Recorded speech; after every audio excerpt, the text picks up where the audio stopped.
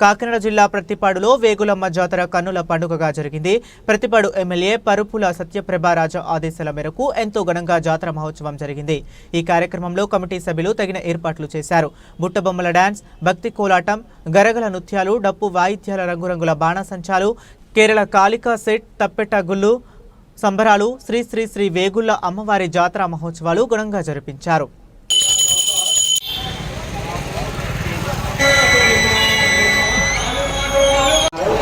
వారి కుటుంబాన్ని వేగులమ్మవారు కళాకాల కళాకారులు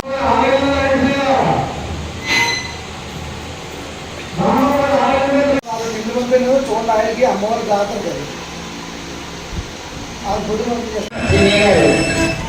అమ్మవారి జాతర మహోత్సవానికి ఇప్పుడే